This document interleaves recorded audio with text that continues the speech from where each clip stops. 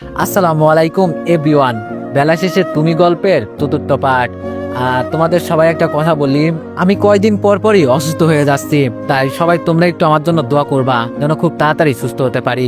তো চলো বেশি কথা না কইয়া গল্প শুরু করা যাক। আমার সাথে ডাক্তারটা বলে উঠল, স্যার সবকিছু ঠিক আছে, সব কাজ ওকে, তবে ডাক্তার রমেশের ছুটি চাই। ওর বউ পেটের যন্ত্রণায় মাটিতে পড়ে নাকি ছটফট করছে, হাসপাতালে নিয়ে যাওয়ার মতো ওর বাসায় কেউ নাই। আর এই খবরটা শুনে নাকি ওর শরীরটাও কেমন কেমন জানি করছে। আপনি বলেন, বউ বাড়িতে অসুস্থ থাকলে কার মন ভালো থাকবে? এর মাঝে মাইশা নামের মেয়েটা ধমক দিয়ে বলে উঠলো, কোনো জায়গায় যাওয়া যাবে না, চুপচাপ কাজ করো, নইলে তো জানোই তোদের কি অবস্থা হবে। মিমের স্বামী নামক ব্যক্তিটা একবার আমার দিকে তাকিয়ে বলল, ওকে বাসা পর্যন্ত এগিয়ে দিয়ে আসো। আর ডাক্তার রমেশ, তোমার আজকে নাইট ডিউটি আছে, তাড়াতাড়ি চলে আসবে, মনে থাকবে তো? আমি মাথা ঝাঁকিয়ে বললাম, কথা বললাম না, যদি ধরা পড়ে যাই। তবে মাইশা নামের মেয়েটার চোখ থেকে আগুন ঝরে পড়ছে। ভাগ্য ভালো যে আমার মুখে মাস্ক লাগানো ছিল, নইলে এর চোখ থেকে বেঁচে ফিরতে পারতাম না। আস্তে করে রুম থেকে বের হতেই আমি ডাক্তারের পিছু করলাম। আমরা একেবারে শেষ সীমানায় গেলাম, যেতেই দুইটা ছেলে এসে আমার চোখ বেঁধে ফেললো। আমার হাত ধরে টেনে টেনে কোথায় নিয়ে গেল। আচমকা কি জানি একটা শব্দ হতে লাগলো। যখন চোখ খুললাম তখন তাকিয়ে দেখি আমরা একটা জঙ্গলের ভিতরে আছি, আর আমাদের পিছনে একটা বাসা আছে। আমার মনে হয় এই বাসার নিচে ওরা এইসব কিছু করে। আমাদের নেওয়ার জন্য একটা মাইক্রো এলো। মাইক্রোতে বসে বসে চিন্তা করছি, মানলাম মাইশার মতো দেখতে কেউ একজন আছে, তাই বলে কি মিমের জামাইয়ের মতো দেখতে আরেকজন আছে? এটা কিভাবে সম্ভব? একজন হলে না হয় এই কথা বলতে পারতাম, কিন্তু এখানে তো দুইজন, কিভাবে সম্ভব? আর ওদের ভিতরে কি একটু মায়া দয়া নেই? একজন মানুষকে ওরা কিভাবে নিজ হাত দিয়ে মারতে পারে? আর এইসব কিডনি চোখ হাজার হাজার কোটি কোটি টাকায় ওরা বিক্রি করে। আমাকে যে কই হোক খুব তাড়াতাড়ি এর একটা সমাধান করতে হবে। আর এরা কি সবাই আসল নাকি নকল, সেই বিষয়ে আগে আমার খোঁজ নিতে হবে। আমি এখানে কতদিনই বা ছিলাম, সব আমাকে জানতে হবে। আমার সাথে বসে থাকা ডাক্তার আমাকে সান্ত্বনা দিয়ে বলল, বন্ধু এত চিন্তা করিস না, সব ঠিক হয়ে যাবে দেখিস। একটা বাসার সামনে আমাকে নামিয়ে ডাক্তার বলল, বসকে তুই তো চিনিসই, আমার এখন তাড়াতাড়ি যেতে হবে, তুই থাক কেমন, আর ভাবিকে তাড়াতাড়ি হাসপাতালে নিয়ে যা। আমি মাথা চাকিয়ে বললাম, ঠিক আছে। এটা বলতেই ওরা চলে গেল। ভাবলাম এখান থেকে চলে যাব, কিন্তু আমাকে কি যেন একটা টানছে। আমার কারণে এত মানুষের প্রাণ যেতে পারে না, যেহেতু আমি সবকিছু জানি আর নিজের চোখে দেখেও আসছি, তাড়াতাড়ি আমাকে কিছু একটা করতে হবে। তাই ভাবলাম যদি রমেশের বউ বলে কিছু একটা করতে পারি। দরজায় গিয়ে কলিং বেল বাজাতেই সুন্দরী একজন মেয়ে দরজা খুলে আমাকে জড়িয়ে ধরল। হয়তো এটাই রমেশের বউ। শালা, টাকা থাকলে কি এত সুন্দর বউ হয়? হয়তো সম্ভব। রমেশের বউকে ছাড়িয়ে মুখ থেকে মাস্ক সরিয়ে বললাম, আমি রমেশ না। মেয়েটা আমাকে দেখে চোখ বড় করে ফেললো আর ধীরে সুস্থে প্রশ্ন করলো, আপনি কে? আর আমার স্বামীর এই পোশাক কোথায় পেলেন? আমি সরাসরি প্রশ্ন করলাম, তোমার জামাই কিসের চাকরি করে, এটা তুমি ভালো করে জানো তো? মেয়েটা স্বাভাবিকভাবেই উত্তর দিল, না জানার কি আছে, হ্যাঁ ওটো ডাক্তারির চাকরি করে। আমি বললাম, তাই নাকি? তোমার জামাই ডাক্তারির চাকরি করে? যে একজন মানুষের জীবন নিতে পারে সে কিভাবে ডাক্তার হতে পারে? মেয়েটা তুতলাতে তুতলাতে বলল, আপনি কি বলছেন এইসব? আমি বললাম, এত তুতলাতে হবে না। যে একই বিছানায় এক স্বামীর সাথে শুয়ে থাকে, সে কি আর জানবে না তার স্বামী কিসের কাজ করে? এটা তো কখনোই হতে পারে না। এই মুহূর্তে মেয়েটার ফোনে কল আসলো, আর ফোনটা রিসিভ করে আমার দিকে চোখ বড় বড় করে তাকিয়ে আছে। আমি এবার বুঝে গেলাম আমি যে ওখান থেকে পালিয়ে আসছি এই খবরটা অলরেডি সবাই হয়তো জেনে গেছে। রমেশের বউ যেই ফুলদানি দিয়ে আমাকে আঘাত করবে অমনি ওকে ধরে বললাম, আমাকে মারবি না, টাকার জন্য তোরা সব করতে পারিস না, তারা জীবনের উচিত শিক্ষা দিচ্ছি তোরে। চুলের মুঠি ধরে বাসা থেকে বের করলাম। ও জোরে চিৎকার দিয়ে বলছে, বাঁচাও। বুঝলাম তাড়াতাড়ি আমাকে কিছু একটা করতে হবে। এখনই ও শরীর থেকে সম্পূর্ণ কাপড় টেনে খুলে ফেললাম। মেয়েটা আমার সাথে জোরাজোরি করছে আর বলছে, আমার এমন সর্বনাশ করবেন না। আমি মানছি আমি অপরাধ করছি, কিন্তু আমি কোনো কথা না শুনে ওর শরীর থেকে সম্পূর্ণ কাপড় খুলে ওরে রাস্তার মাঝখানে ফেলে দিয়ে চিৎকার করে বললাম, ও আমার বউ, আজকের দিনের জন্য তোমাদের কাছে ফ্রি করে দিলাম। যদি কারো মন চাইতো ফ্রিতে সবকিছু করতে পারো, এই বাসাটাও ফ্রি আছে, যদি কেউ চাও তো। এটা বলতেই তিনটা ছেলে চলে আসলো আর এসে চোখের পলকে আমার সামনে থেকে রমেশের বউকে তুলে নিয়ে গেল। পিছন থেকে জোরে বললাম, ভাই ভাইরাল একটা ভিডিও চাই আমি।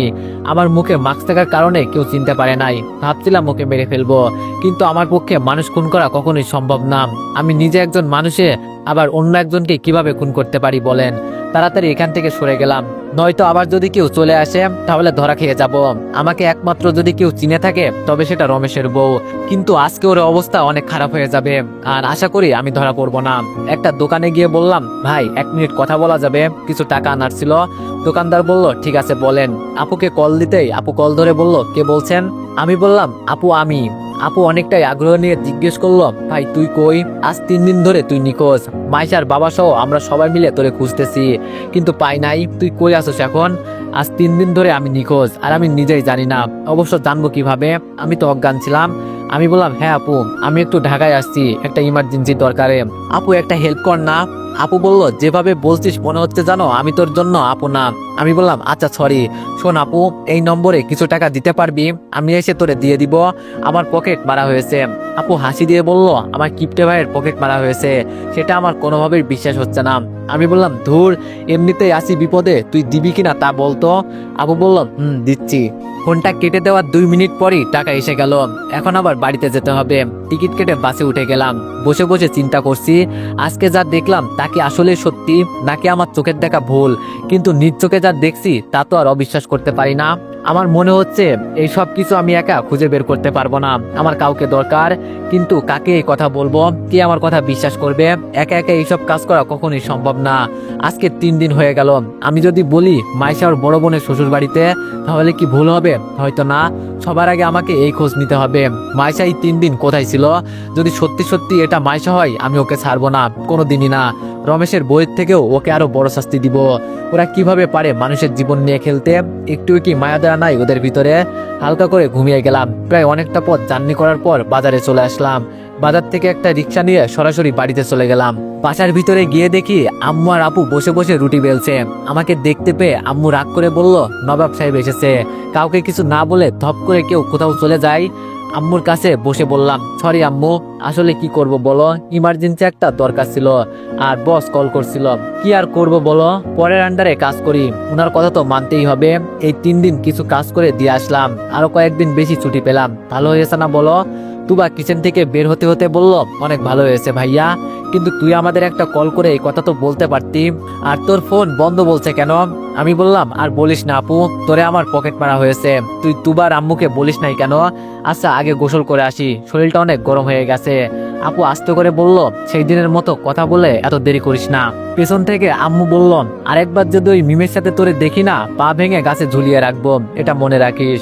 মিমদের পুকুরে নেমে মনের সুখে গোসল করছি। হঠাৎ কে জানি বলল, কিরে এভাবে পুকুরে নেমে গোসল করছে? মাথা উপরে তুলে দেখি মিম। আমি হাসি দিয়ে বললাম, কেন, আমি মারবি নাকি? মিম বলল, শালা তুই কথা বলিস না, কই গেছিলি হঠাৎ করে? ভাবছিলাম তোর সাথে একটু ঘোরাঘুরি করব, কিন্তু তোর আর কোনো খবরই নেই। আমি বললাম, আমার সাথে এত ঘোরাঘুরি করা লাগবে না, আমি বিবাহিত মেয়েদের থেকে দূরে থাকতে পছন্দ করি। আচ্ছা মিম, একটা কথা তোর কাছ থেকে জানার ছিল। মিম বলল, বল। আমি বললাম, তোর জামাই কোথায়? মিম বলল, আরে ওর খবর কি আর পাওয়া যায়? ওই বিয়ের দিনই চলে গেছে, তোর সাথে কথা হলো না, এরপরই চলে গেছে। আমি বললাম, আচ্ছা তোর হাজবেন্ড কিসের ব্যবসা করে, কিছু জানিস তুই? মিম বলল, এগুলো শুনে তুই কি করবি? আমি বললাম, আরে বল না। মিম বলল, তাহলে উপরে উঠে আয়, এক জায়গায় বসে এইসব কথা বলি। আর তোর যদি চাকরির দরকার হয় আমাকে বলতে পারিস। মনে মনে বললাম, তোর জামাইয়ের মতো আমি পশুর চাকরি করতে চাই না, শালা পশুর চাইতেও আরো নিকৃষ্ট। যদি ওকে একবার আমি হাতের কাছে পাই না, তখন দেখিস আমি কি করি। মিম বলল, এই শালা পানিতে দাঁড়িয়ে কি চিন্তা করিস, উপরে আয়। আমি বললাম, এখন আমার গোসল হয় নাই, এখন বল তোর স্বামী কিসের ব্যবসা করে? মিম বলল, এত পাগল হলি কেন? বলবো নি, আজকে বিকালে চল কোথাও গিয়ে ঘুরে আসি। আর এইসব কথাও বলা হয়ে গেল। আমি বললাম, আচ্ছা ঠিক আছে। মিম বলল, আর দীপু তুই এই 3 দিন কোথায় ছিলি রে? আমি বললাম, এই তো মিম, একটু অফিসের দরকারে কাজে গিয়েছিলাম, কিছু কাজ ছিল হাতে, সেগুলো করে রেখে আসছি। হঠাৎ পুকুর পাড়ে এসে তুবা বলল, ভাইয়া মাইশা আপু আমাদের বাসায় আসছে, তোমাকে তাড়াতাড়ি যেতে বলছে। এবার জেনে আমার ভয়টা আরো বেড়ে গেল। তাহলে কি এর পেছনে মাইশাও আছে? আর ও কি কোনোভাবে জেনে গেছে যে পালিয়ে আসা ব্যক্তিটি আমি? যদি একবার জেনে যায়, ওরা আমার পরিবারকে কিছুতেই ছাড়বে না। আগে গিয়ে দেখি, কোনোভাবেই ওর মনে সন্দেহ জাগানো যাবে না যে পালিয়ে আসা ব্যক্তিটাই আমি। মিম একটু জোরে বলে উঠল, এই মাইশা সকাল সকাল আবার তোদের বাসায় কেন? নাকি তোরে দিয়ে কোনো দরকার আছে? আমি বললাম, হতেও পারে। আচ্ছা মিম তুই থাক, বিকালে তোর সাথে কথা হবে না, কেমন? মিম বলল, আচ্ছা যা। বাড়িতে গিয়ে দেখি ঘরের ভিতর থেকে তেমন কোনো আওয়াজ আসছে না। চুপটি করে ভিতরে গিয়ে দেখি মাইশা এক কোনায় একটা চেয়ারে বসে আছে। একবার মাইশার দিকে তাকিয়ে ভিতরে চলে গেলাম। খালি গায়ে অপরিচিত একটা মেয়ের সামনে কিভাবে দাঁড়িয়ে থাকবো? কাপড় পরতে লাগলাম। এর মাঝে আপু ভিতরে এসে বলল, কিরে দীপু, মাইশা এত সকাল সকাল আমাদের বাসায় কেন আসছে? আমি আপুর দিকে তাকিয়ে বললাম, আমি কি জানি, তুই মাইশাকে বল না এখানে কেন আসছে। আপু বলল, ও আমি মাইশাকে বলবো না, আসছে তো তোর খুঁজে। ভাবলাম তুই হয়তো কিছু জানিস। আমি বললাম, দেখ আপু, মাথা গরম করিস না, আমার সাথে মাইশার ভালো করে পরিচয় হয় নাই পর্যন্ত, তাহলে আমি কি করে বলবো আমাকে খুঁজে কেন আসছে। আপু বলল, আচ্ছা বুঝলাম, এখন গিয়ে কথা বল, সে কখন থেকে বসে আছে তোর জন্য। আমি বিছানার উপর বসে বললাম, আপু আমাকে কিছু খেতে দে, শরীরটা অনেক দুর্বল হয়ে গেছে। আপু আমার মাথায় হাত দিয়ে বলল, সত্যি করে বলতো তুই এতদিন কোথায় ছিলি। আমি বললাম, সন্দেহ করিস আপু আমাকে। আপু আমাকে চোখ রাঙিয়ে বলল, মিথ্যা কথা বলিস আমার সাথে, যখন থেকে তুই এখানে আসলি তখন থেকেই তোরে দেখছি কেমন কেমন করতে। আমি বুঝে গেছি তোর কিছু একটা হয়েছে। বুঝলাম আপু সবকিছু বুঝে গেছে যে আমি অফিসে ছিলাম না।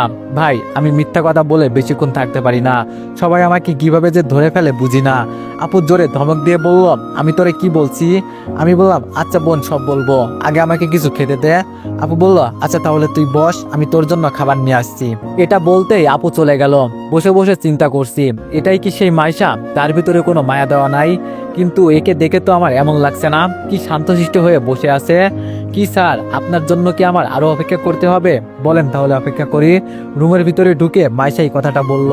আমি মাথা উঁচু করে ওর দিকে তাকিয়ে বললাম, আমি আপনাকে অপেক্ষা করতে বলছি, আর হঠাৎ করে আমাকে দিয়ে আপনার কি দরকার? মাইশা বলল, দরকার আছে দেখেই তো আসছি। আমি বললাম, আসছেন ভালো কথা, এখন বলেন আমাকে দিয়ে আপনার কি দরকার। মাইশা বলল, বসতে পারি তোমার পাশে? কি ব্যাপার, মাইশা হঠাৎ আমার পাশে বসতে চাইছে কেন? নাকি কোনোভাবে ও আমাকে বোকা বানাচ্ছে? আমি ভাই এতটাও বোকা না যে ওর ফাঁদে পা দিব। তাই রাগ দেখিয়ে বললাম, আমার পাশে কেন বসবেন? যান, কে না কে আপনাকে তো প্রপোজ করতে চাইছিল, তার কাছে যান। আর কি বলছিলেন সেই দিন? আমি একটু সুযোগ পেয়ে মাথায় উঠে গেছি, আমাকে দিয়ে যদি আপনার দরকার না হয় তাহলে আসলেন কেন? আর আমি তো ফাউল একটা ছেলে, আমাকে দিয়ে আপনার কোনো দরকার পড়তে পারে? আমার মনে হয় না। মাইশা মন খারাপ করে বলল, আসলে সেই দিনের জন্য আমি অনেক অনেক সরি। ভাবছিলাম ছেলেটা আমাকে প্রপোজ করবে, আর আমারও ওকে অনেক পছন্দ হয়েছিল, তাই মাথা গরম করে তোমাকে হয়তো চট দিয়ে দিয়েছি, এজন্য আমি সত্যি অনেক অনেক সরি। আমি বললাম, না থাক ম্যাডাম, আপনার সরি বলতে হবে না, বড়লোক মানুষ আপনি। আর যার জন্য আমাকে মারলেন, আপনার নতুন বয়ফ্রেন্ড কোথায়, সে নিয়ে আসতেন তার সাথে করে। মাইশা বলল, আরে ওই শালার কথা আর বলো না, শালা মেয়ে দেখলেই প্রপোজ করে দেয়, অনেকগুলো জিএফ আছে ওর, তাই জায়গা মতো মেরে চলে আসছি। তা কি নিয়ে কথা হচ্ছে তোমাদের? আপু খাবার হাতে নিয়ে রুমে ঢুকতে ঢুকতে বলল। আমি দাঁড়িয়ে আপুর কাছ থেকে খাবারগুলো নিয়ে বললাম, এত দেরি করলি কেন? আমার অনেক ক্ষুধা পেয়েছে, আজকে 3 দিন ধরে কিছু খাই নাই। এটা বলেই মুখে হাত দিয়ে দিলাম। ধুর, কি বলতে কি বলে ফেললাম। আপু ছোট ছোট চোখে আমার দিকে একবার তাকিয়ে বলল, 3 দিন ধরে খাস নাই মানে? এর মাঝে মাইশা আমার শরীরে হাত দিয়ে কি জানি দেখলো। আমি তাড়াতাড়ি ওর হাতটা সরিয়ে দিলাম। এখন আমি পুরোপুরি ভাবেই বিশ্বাস করেছি এটাই সেই মাইশা, তার মানে মিমের হাজবেন্ড আর মাইশা মিলে এইসব করে। আগে কিছু প্রমাণ জোগাড় করি, তারপর কাউকে ছাড়বো না, সবাইকে এক এক করে বুঝিয়ে দিব খারাপ কাজ করার ফল। মাইশা এবার জোরে বলে উঠলো, দীপু তোমার শরীর এতটা পরিমাণে ঠান্ডা কেন? আর আমি তো জানি এখন যেই গরম পড়ছে, এই গরমে একজন সাধারণ মানুষের শরীর এমন ঠান্ডা কখনোই হতে পারে না। আমার মনে হয় তুমি আমাদের কাছে কিছু লুকাচ্ছ। আর সেই দিন বাইক রেখে তুমি কোথায় চলে গিয়েছিলে? আমরা কত খোঁজাখুঁজি করলাম তোমাকে। আমি আপুকে ইশারা করে বললাম, আপু একটু বাইরে জানা। আপু আমার কথা মতো চুপচাপ বাইরে চলে গেল। আমি এবার রুটি মুখে দিয়ে বললাম, আপনি আমার কে যে আপনাকে আমার সব কথা বলতে হবে?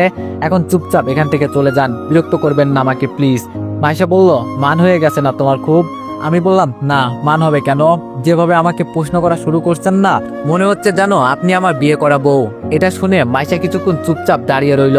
একটু পর আমার পাশে বসে আমার থালা থেকে রুটি মুখে দিয়ে বলল, আমি তো জাস্ট জানতে এসেছি তুমি এতদিন কোথায় ছিলে। ভাবছিলাম আমি চড় দেওয়ার কারণে তুমি রাগ করে কোথাও চলে গেছো, এজন্য আমার মনের ভিতরে একটা ভয় কাজ করছিল, তাই তো আমি তোমার খোঁজ নিতে সকাল সকাল এখানে চলে আসলাম। সত্যি সেদিন তোমার সাথে আমি বাজে আচরণ করছি, তোমাকে চড় দেওয়াটা আমার ঠিক হয় নাই, এজন্য আমি মাপ চাইছি, সরি। মাইশার হাতে থালাটা দিয়ে বললাম, আগে কিছু খেয়ে নেন, আমিও আসলেই সরি। কিন্তু সেই দিন আপনি আমার গালে চড় দেওয়ার কারণে আমার অনেক রাগ হয়ে গিয়েছিল জানেন। আমি তো একটু মজা করতে গিয়ে এই সব কথা বলেছি, আর আপনি দিলেন আমাকে মেরে। মাইশা বলল, বলছি তো আমি আমার ভুল হয়েছে, আমাকে মাফ করে দাও, আর কখনো তোমার সাথে আমার এমন হবে না। আমি বললাম, এমন হবে না তাই তো? আর হলেই বা কি? আমি তো এটা বলি যে আমার জীবনে যেন আপনার সাথে আর দেখা না হয়। মেয়েদের মন কখন যে কি করে বসে ওরা নিজেও জানে না। মাইশা বলল, এতটাই পরিমাণে খারাপ আমি? হঠাৎ করে মাইশার পেটের উপর আমার নজর পড়লো। কি সুন্দর, দেখে তো লোভ জেগে গেল। মেয়েদের পেট যে এতটা সুন্দর হয় সেটা আমার আগে জানা ছিল না।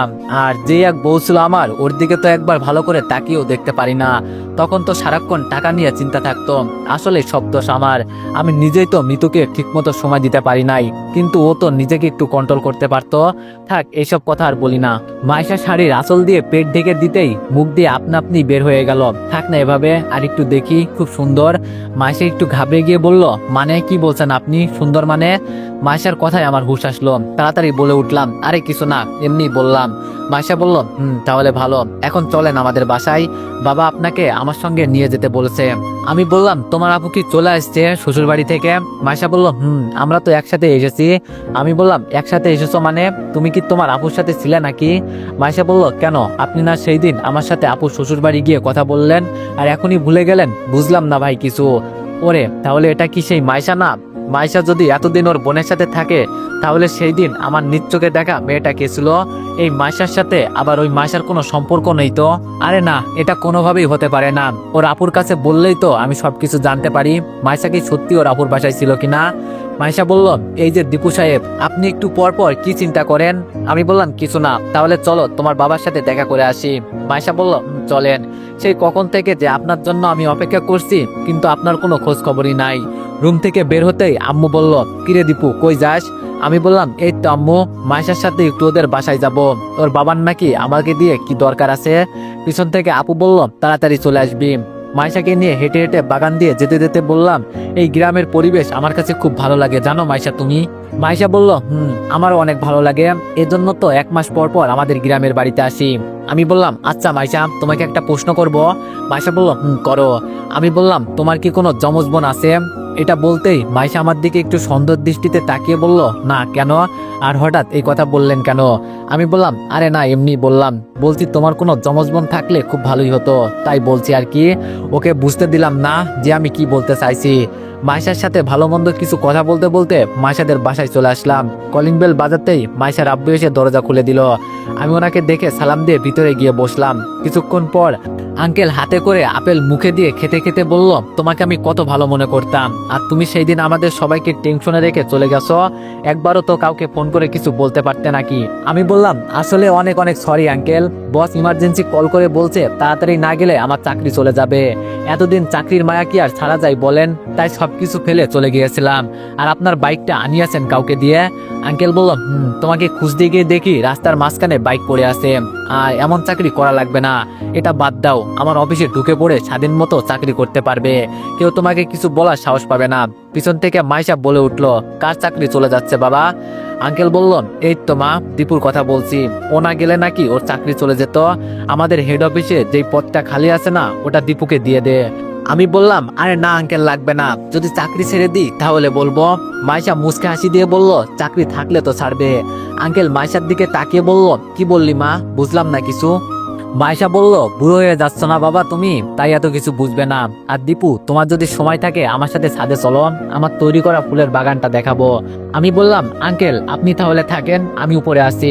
আঙ্কেল বলল, ওকে যাও, তবে আমাদের বাসা থেকে একসাথে খাবার দাবার করে যাবে কেমন? আমি বললাম, আচ্ছা ঠিক আছে আঙ্কেল। উপরে যেতে যেতে মাইশা বলল, মিতুকে ডিভোর্স দিয়ে দিছেন? আমি বললাম, মিতুকে? আর কার কথাই বা বলছেন? মাইশা বলল, আর নাসিনার ভান করতে হবে না, আমি তোমার আপুর কাছ থেকে সবকিছু শুনে ফেলছি, উনি আমাকে সব বলছে। আমি বললাম, ও তাহলে সবকিছু জেনেই গেলে, তাহলে শোনো, ডিভোর্স দেওয়া হয় নাই, তবে খুব শীঘ্রই দিয়ে দিব, দেখি আগে কি হয়। মাইশা বলল, এই পরকীয়ার পরেও যদি ও আপনার কাছে ফিরে আসতে চাই, তাহলে গ্রহণ করবেন? আমি বললাম, গ্রহণ করব না মানে? অবশ্যই গ্রহণ করব, তবে ও যখন আসবে না, ঘর থেকে লম্বা ছুরিটা দিয়ে ওকে টুকরো টুকরো করে নদীতে ভাসিয়ে দিয়ে পরে আমি জেলে চলে যাব, ঠিক এভাবেই গ্রহণ করব। মাইশা বলল, পরকীয়া জিনিসটা অনেক খারাপ, কিন্তু মেয়েরা তো এটা বোঝে না, লুকিয়ে আর কয়দিন এসব করবে, মনে রেখো ধরা পড়লে কিন্তু জামিন নাই। কেন অন্য মেয়েরা যদি এক স্বামীতে আসক্ত থাকতে পারে, তুমি রঙ্গিলা মেয়ে কেন পারবে না? তুমিও তো মেয়ে, ও তো একটা মেয়ে, তফাৎ শুধু ভালোবাসায়। যারা ভালোবাসা না বুঝে তারা এইসব কাজ করে। আমি বললাম, মাইশা, তুমি খুব সুন্দর কথা বললে। আর এগুলো কি তোমার লাগানো ফুল গাছ নাকি? ছাদের এক কোণায় সুন্দর করে সাজানো অনেকগুলো ফুল গাছ রাখা আছে। মাইশা বলল, সব আমার লাগানো ফুল গাছ, আমি না থাকলে আমাদের বাসার কাজের বুয়া এগুলো দেখে, আর আমি তো মাঝে মাঝে আসি। আমি বললাম এখানকার সবকিছু মিলিয়ে আমার কাছে পরিবেশটা অন্তত ভালো লাগছে। মাইশা বলল, দীপু আমার দিকে একবার তাকিয়ে একটা সত্যি কথা বলবে? মাইশার কথা শুনে আমি ওর চোখের উপর তাকালাম, কিন্তু একটু পরেই চোখ সরিয়ে নিলাম। কেমন জানি একটা মায়া কাজ করছে আমার। মাইশার চোখের জাদু আমাকে কাছে টানছে। যতবারই আমি ওর কাছে আসছি কেমন জানি অন্যরকম একটা ফিলিংস হচ্ছে আমার। দূর, আমি এইসব কি চিন্তা করছি, কোথায় আমি আর কোথায় ও। আবার আমি একটা বিয়েও করেছি, কি রেখে যে কি চিন্তা করি না আমি মাঝে মাঝে। মাইশা বলল, কি হলো, চোখ সরিয়ে নিলে কেন? আমি বললাম, এমনি। বলো তুমি কি বলতে চাও। মাইশা বলল, এই 3 দিন তুমি কোথায় ছিলে আমি একটু জানতে চাই। আমি বললাম, সত্যি জানতে চাও? তাহলে শোনো। এই 3 দিন আমি আমার এক ফ্রেন্ডের বাসায় ছিলাম। আমি দেখতে চেয়েছিলাম আমি না থাকলে কার কার খারাপ লাগে আমার জন্য। আর বিশেষ করে ওর বিয়ের দাওয়াত ছিল, তাই সবকিছু রেখে সরাসরি ওর বিয়েতে চলে গেলাম। মজা করতে করতে কিভাবে যে 3 দিন চলে গেল বলতেই পারি না। তবে বিয়ে বাড়ি থেকে আমার ফোনটা হারিয়ে গেছে, এজন্য তো আমাকে কলে কেউ পাইনি। মাইশা আবার হতাশে আমার দিকে তাকিয়ে বলল, ও। মনে মনে বললাম, মাইশা আমার কাছ থেকে কি জানতে চাইছে? আরে ভাই, আমার মাথায় এখন কাজ করছে না, এই মাইশাটাই কে? আর 2জন মাইশার দেখতে তো একদম হুবহু হতে পারে না, একটু হলেও তো ব্যবধান থাকতে পারে না ওদের মাঝে। কিন্তু আমি কাকে দেখে কাকে মাইশা বলবো? আমাকে সবকিছু জানতে হবে। মাইশা বলল, ওই মিয়া আবার কি ভাবো?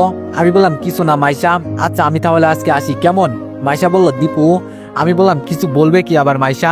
মাইশা বলল, বলার জন্যই তো এখানে নিয়ে আসছি। আমি বললাম, তাহলে বলো কি বলবে।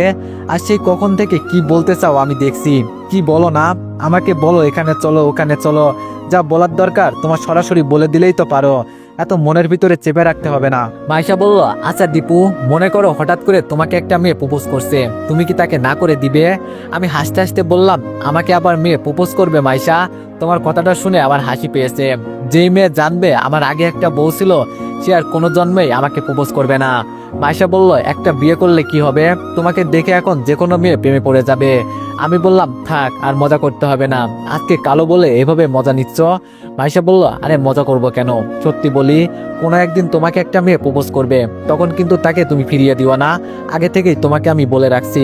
আমি বললাম, ধুর মাইশা, তুমি না আমার সাথে ফাজলামি করা শুরু করছো। মাইশাকে রেখে আমি হেঁটে হেঁটে সামনের দিকে যাচ্ছি। পেছন থেকে মাইশা বলল, দীপু, আমি কিন্তু আর 2 দিন পর এখান থেকে চলে যাব। একটা সুসংবাদ পাবে, নইলে হয়তো দুঃসংবাদ, দুইটাতে যে কোনো একটা তুমি বেছে নিও, কেমন? আমি আর দাঁড়ালাম না। তবে মাইশার বলার কথা আমি কেমন জানি একটা গন্ধ পাচ্ছি, মনে হচ্ছে ও আমার সাথে মিথ্যা কথা বলছে। কিভাবে যে এখন আমি কি করব কিছুই বুঝতে পারছি না। মাইশার আপুর রুমে গিয়ে টুকা দিতেই দুলাভাই এসে দরজা খুলে দিল, মানে মাইশার আপুর জামাই। আমি ওনাকে ভালো মন্দ জিজ্ঞেস করে মাইশার আপুর কাছে গেলাম। মাইশার আপু আমাকে দেখে বলে উঠলো, তো দীপু, তুমি হঠাৎ করে কোথাও উদয় হয়ে গিয়েছিলে? আমি বললাম, আর বলি আর না আপু, একটু দরকার ছিল, এজন্য সবকিছু ফেলে তাড়াতাড়ি যেতে হয়েছে। মাইশার আপু বলল, কি এমন দরকার ছিল তোমার? সবাইকে টেনশনে রেখে তুমি হঠাৎ করে উদাও হয়ে গেলে। আমি বললাম, এই তো আপু, অফিসের কিছু কাজ ছিল। এখন তোমার কাছে আমার একটা প্রশ্ন ছিল আপু। মাইশার আপু বলল, বলে ফেলো। আমি বললাম, আমি চলে যাওয়ার পর কি মাইশা তোমাদের বাসায় ছিল? মানে ও কি অন্য কোথাও গিয়েছিল তোমাকে রেখে? আপু আমার এই প্রশ্নটা শুনে একটু চমকে গেল। তার মানে বুঝলাম আপু মাইশার বিষয়ে সবকিছু জানে, কিন্তু আমাকে বলবে না। তবে আমাকে না বললেও কি হবে, আমি সবকিছু খুঁজে বের করবই। আমি আবার বললাম, আপু আমি কি বলছি বুঝলে তো? আপু বললাম, না বোঝার কি আছে। হ্যাঁ, মাইশা তো আমার সাথে আমার শ্বশুর বাড়ি ছিল, আর আমরা তো একসাথেই আসছি, কেন বলো তো? আমি বুঝে গেলাম আপু কখনো সত্যি কথা বলবে না। ওনার চোখের ভাষা বলছে এক কথা, আর উনি বলছে অন্য কথা। আর কিছু না বলে চুপচাপ নিচে নেমে গেলাম। সবাই আমাকে কেমন জানি মিথ্যা কথা বলছে। এই মুহূর্তে আঙ্কেল ডেকে বলল, দীপু বাবা, খেয়ে যাও। আমি বললাম, না আঙ্কেল, আমি সকালে নাস্তা খেয়েই বাসা থেকে বের হয়েছি, আর আমি আসি আঙ্কেল, ভালো থাকবেন। এই বলে আর দাঁড়ালাম না, সরাসরি বাসা থেকে বের হয়ে গেলাম। চিন্তা ভাবনা করছি এই 2 দিনের ভিতরে ঢাকায় চলে যাব। বাসায় বসে বসে এখন কি ঘোড়ার ঘাস কাটবো? একটা চাকরি তো খুঁজতে হবে। সেই দিন শিক্ষকের একটা নিয়োগ চোখে পড়লো, ভাবলাম আবেদনটা করেই ফেলি, চেষ্টা তো করা লাগবে নাকি। বাড়িতে গিয়ে শুনলাম আপু বলছে বিকালে নাকি তোমাদের দেখতে আসবে। তাই আপুকে জিজ্ঞেস করলাম, আপু পাত্রটা কে রে? আপু বলল, আসলেই তো দেখতে পারবি। এর মাঝে আম্মু এক গাদা রাগ নিয়ে আমার হাতে কতগুলো পিঠা ধরিয়ে দিয়ে বলল, নে খা, জীবনের খাওয়া খা। কত করে বললাম, বাবা এই মেয়ের থেকে যতটা সম্ভব দূরে থাকতে পারিস, কিন্তু না, আমার কথা একদম শোনে নাই। থাক তুই তোর মতো, যা ইচ্ছা হয় তাই কর। এটা বলেই আম্মু ভিতরে চলে গেল। আমি আপুর দিকে তাকিয়ে বললাম, কি হয়েছে যে আপু, মাই ডিয়ার মমের? তো এভরিওয়ান, নেক্সট পার্টের জন্য সবাই অপেক্ষা করো, আর সবাই একটু বেশি বেশি লাইক আর কমেন্ট করে দিও। ধন্যবাদ।